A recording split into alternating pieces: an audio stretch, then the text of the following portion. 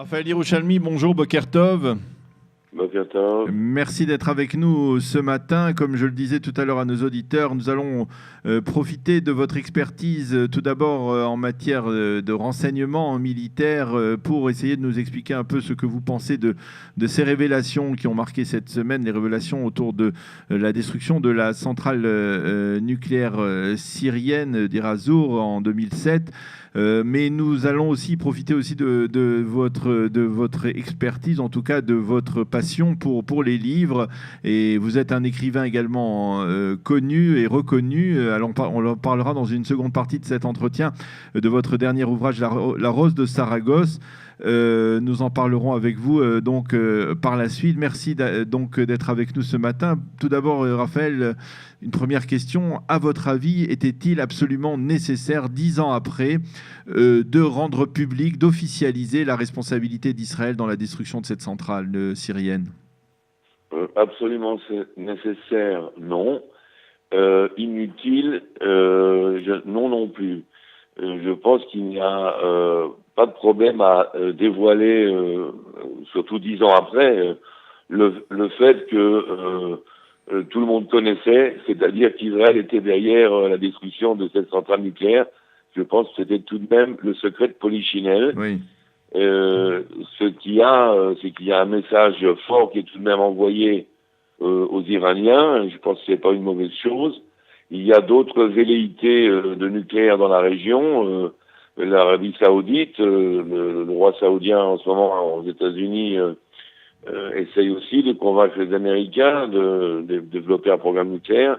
Et donc Israël doit se montrer très ferme à ce sujet.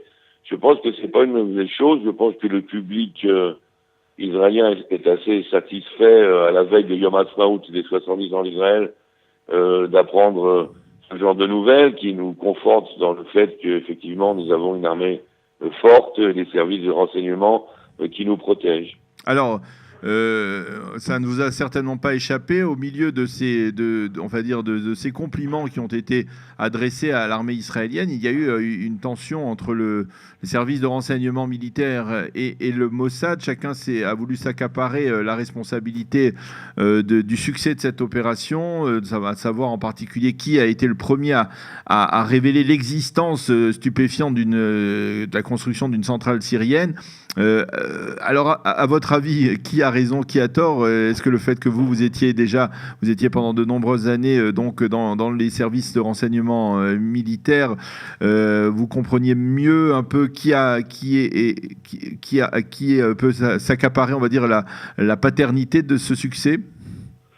Alors, on va être très clair, ce succès n'a été possible que parce qu'il y a eu une coopération, une coordination parfaite entre les divers services de renseignement d'une part, et entre ces services et le niveau militaire opérationnel d'autre part.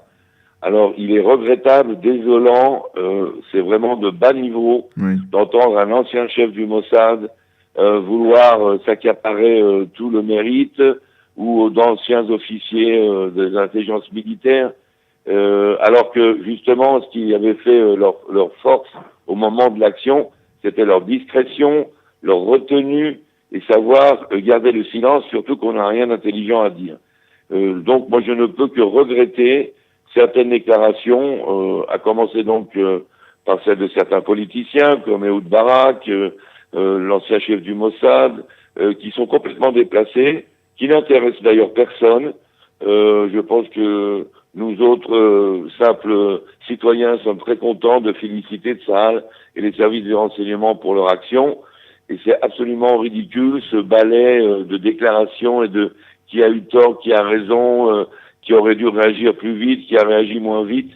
C'est vraiment un règlement de compte ultérieur, mais qui ne se passe en fait qu'au niveau très politisé des chefs. Car lorsqu'on arrive au niveau des grands chefs du Mossad, du Shin Bet, de l'intelligence militaire et même du chef de l'état-major de l'armée, en fait, on arrive à des postes politiques. D'ailleurs, vous voyez que les trois quarts des chefs d'état-major de l'armée deviennent des politiciens ensuite. Oui. Et donc, il y a là des entrées en jeu de considérations qui sont complètement pas professionnelles, pas militaires et tout à fait regrettables. Est-ce que vous êtes comme ceux comme certains qui ont commenté cette tension en affirmant qu'il y avait eu des carences de la part, de la part des services de renseignement qui n'ont pas réussi à découvrir suffisamment à temps enfin, dans l'absolu, apparemment, suffisamment à temps l'existence d'une telle centrale? Alors, cette théorie, c'est la théorie de celui qui veut être plus malin que les malins, ou plus intelligent que les intelligents.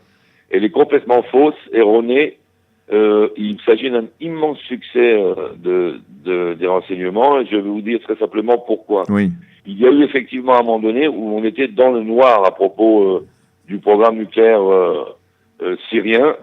Là où intellectuellement il y a une supériorité du service des renseignements israéliens, c'est d'avoir compris à un moment donné qu'il y avait quelque chose qu'ils ne savaient pas. Alors imaginez-vous que votre travail, c'est de découvrir des informations concrètes sur votre ennemi, mais là, il y a eu une pensée qui est partie à partir de zéro, justement, et qui est née le jour où, en 2003, Kadhafi, tout d'un coup, a annoncé qu'il abandonnait son programme nucléaire. Or, personne n'était au courant que Kadhafi avait un programme nucléaire. Oui. C'est ça qui a mis la puce à l'oreille aux Israéliens, qui ont commencé tout de suite à vérifier ce qui pouvait se passer dans la région, et ont découvert effectivement un personnage du Pakistan qui avait aidé Kadhafi, ou conseillé Kadhafi, pour un éventuel programme nucléaire, et qui s'était ensuite rendu en Syrie. Et à partir des déplacements de ce personnage en Syrie, on a eu la puce à l'oreille, et immédiatement, c'est-à-dire tout de suite, jusqu'au niveau du ministre de la Défense, Amir Peretz, de l'époque, et au niveau du gouvernement, avec Ariel Sharon puis Ehud Olmert, on a immédiatement donné le feu vert, les budgets, les autorisations, pour que le Mossad et les autres services se mettent à plein gaz sur le cas. Et donc, il y a eu une réalisation très très rapide, et c'est quand même, justement, si on parle de métier, c'est très très rare d'avoir cette hors de la boîte de la pensée des chercheurs qui ont dit, mais il y a quelque chose qu'on ne sait pas, il y a un vide dans notre savoir, il va falloir le combler. En général, on part quand même d'un indice concret, de quelque chose, là on est parti du vide. Et pour arriver assez rapidement quand même aux conclusions, n'oublions pas que même après les premiers éléments que nous avons obtenus, même la CIA a continué à dire mais non, il n'y a pas de centrale. Les Français à qui on a demandé un peu d'aide parce qu'ils étaient en bonne avec les Syriens, nous ont dit mais non, pas du tout. Et même des forces spéciales qui ont été envoyées sur le terrain pour prélever des échantillons d'eau et de terre autour de cet endroit, les ont trouvés non radioactifs. Donc n'oublions pas que c'était quand même quelque chose qui était caché, dissimulé sous 40 mètres cubes de béton, et il n'y avait aucun, d'après les photos satellites, on ne voit absolument rien. Il n'y a pas de débris, il n'y a pas de clôture, il n'y a pas de batterie DCA pour protéger l'endroit. Tout avait été fait pour camoufler. Et on a quand même très très rapidement obtenu même des photos de l'intérieur de cette usine avec des Nord-Coréens qui se baladaient là. Et puis on a réussi à l'étranger à copier le contenu d'un ordinateur d'un des conseillers syriens du nucléaire. Je pense que c'est un immense succès, et la preuve, le résultat est là. Et comme on l'a dit tout à l'heure, les gens peuvent dire qui a agi vite, qui n'a pas agi vite. Le résultat des courses, c'est réussite totale, en ayant même carrément évalué de façon correcte que si on faisait ça discrètement et chirurgicalement, Assad ne réagirait pas, il n'y aurait pas de conflit ensuite. Est-ce que vous pensez, Raphaël, qu'il est possible qu'il y ait d'autres pays arabes qui, secrètement, cherchent à obtenir donc un potentiel nucléaire? On a parlé d'Arabie Saoudite, et j'ai vu un film vidéo d'un Saoudien en hébreu qui, en hébreu, démentait formellement une telle éventualité. Ça vous paraît dans l'ordre du possible? Oui, ce qui est inquiétant, c'est justement ce clip. Vous l'avez vu? Oui, bien sûr, de ce journaliste saoudien qui parle parfaitement l'hébreu et qui essaie de nous rassurer quant aux intentions de l'Arabie Saoudite, qui ne nous rassure pas du tout. Il suffit de regarder les actualités au Yémen pour voir que l'Arabie Saoudite est aussi médiévale qu'elle l'a toujours été, et qu'il ne faut pas espérer encore, il est encore trop tôt pour espérer une grande modernité de leur part, ce qui n'empêche pas dans la mesure du possible, face à la menace iranienne, d'apaiser nos relations avec eux. Maintenant, comme on l'a vu, donc effectivement, à plusieurs reprises, il y a cette possibilité de développer le nucléaire en secret. Et la meilleure preuve pour nous, c'est l'Iran, qui jusqu'à aujourd'hui nargue les autorités internationales et la Commission atomique internationale, alors qu'il y a un accord de passé, et qui continue en fait à dissimuler, à ne pas montrer certaines facilités nucléaires qui sont dans sa possession militaire, et à mon avis est tout à fait capable, même aujourd'hui, sous le nez du monde entier, de continuer à agir en secret. Merci Raphaël de nous avoir éclairé donc sur cette centrale, les révélations donc autour de la destruction de cette centrale nucléaire syrienne. Et comme je le disais, alors on va faire sans transition, mais nous sommes le vendredi, nous approchons du Shabbat, on va essayer de se décontracter un petit peu et un peu mettre de côté l'actualité brûlante et tendue. On veut pour parler un peu avec vous de votre passion, on peut le dire. C'est votre passion, bien, c'est d'écrire. Vous êtes devenu un écrivain connu au cours des 15-17 dernières années, depuis que vous avez pris en fait votre retraite de l'armée, si je ne m'abuse, et j'espère être assez précis. Vous avez publié plusieurs livres, près d'une dizaine de livres, dont essentiellement des romans, dont l'un d'eux, Sauver Mozart, a même reçu un prix. Et vous avez publié, il y a quelques mois, en début de l'année, un ouvrage aux éditions Actes Sud, La Rose de Saragosse. C'est aussi un roman, comme beaucoup de vos ouvrages. C'est un roman historique, on peut le définir comme ça?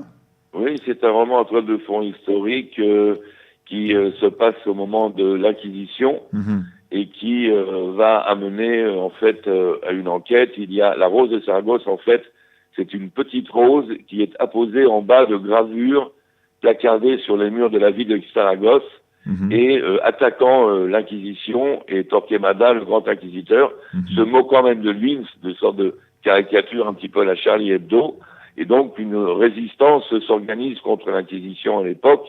Nous sommes à l'époque de la grande splendeur séfarade. Oui. Et il va y avoir donc ce thriller, si vous voulez, post-médiéval, qui met en scène en fait la puissance de l'image, la puissance de la gravure contre un pouvoir tyrannique de l'Inquisition, et dans lequel vont donc être impliqués, entre autres, des familles de juifs et de juifs convertis. Et donc il y a une enquête dans cette. On peut parler. Il y a une tentative de la part des inquisiteurs de retrouver qui est à l'origine de ces gravures.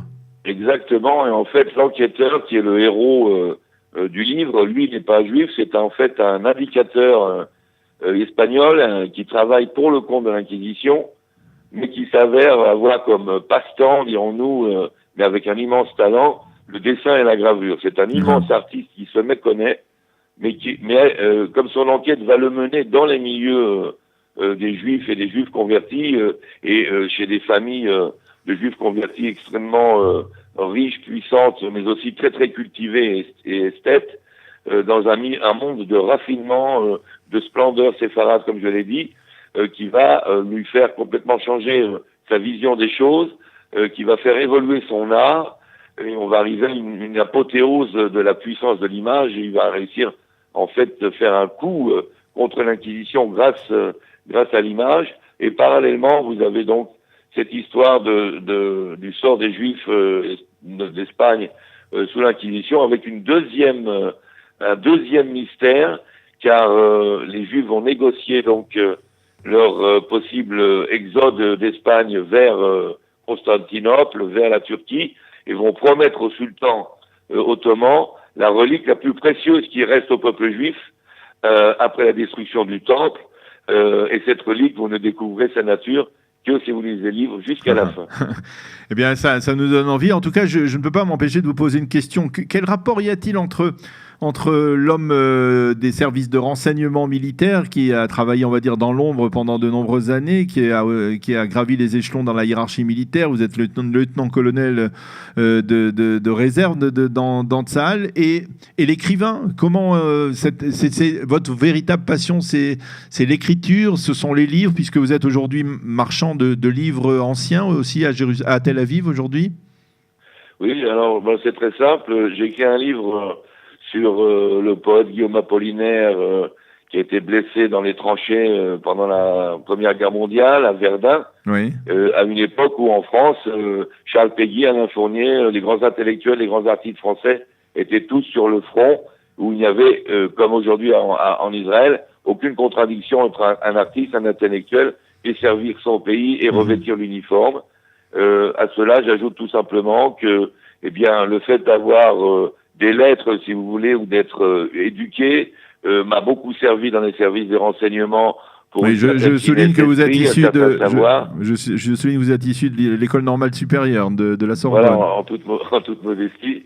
Et l'inverse, donc le fait d'avoir un militaire me donne un petit avantage sur d'autres écrivains, qui n'est pas un avantage donc littéraire, mais un avantage justement de pouvoir puiser dans un vécu assez riche, un passé de l'armée, avec des anecdotes très très fortes sur le plan humain, que je reprends de façon déguisée bien sûr, mais que je reprends dans mes livres. Donc je puise aussi dans ce monde-là de l'armée, et mes intrigues évidemment sont inspirées de certains événements qui ont lieu au Proche-Orient aujourd'hui. Donc vous êtes capable de faire le lien entre l'historique, la période de l'Inquisition il y a plus de 500 ans et ce qui se passe aujourd'hui dans notre réalité. C'est tout à fait impressionnant. Merci beaucoup Raphaël Yerushalmi d'avoir été avec nous ce matin. On souhaite bonne chance. On peut trouver ce livre, La Rose de Saragosse, je pense, dans les librairies françaises à Jérusalem et à Tel Aviv, n'est-ce pas? La librairie Vice-Versa, le Loyer. Et c'est à Actes Sud, effectivement. Merci beaucoup. Voilà, et librairie du Foyer. Voilà, merci beaucoup. Très bonne librairie à qui les Français qui ne les ont pas encore découvert, qui viennent d'arriver en Israël, doivent absolument découvrir. Merci beaucoup Raphaël Yerushalmi. On vous souhaite Shabbat Shalom et même Chag Sameach, puisque dans une semaine c'est Pessah. Et à bientôt. Shalom, shalom. Shabbat Shalom, Chag Sameach. Voilà, il est 7h31 minutes, 8h31 minutes. Mais oui, on n'a pas encore changé les horaires ici dans le studio. 8h31 minutes sur Studio Kalita. Nous allons marquer une petite pause et on retrouve tout de suite Eliana Gurfinkel.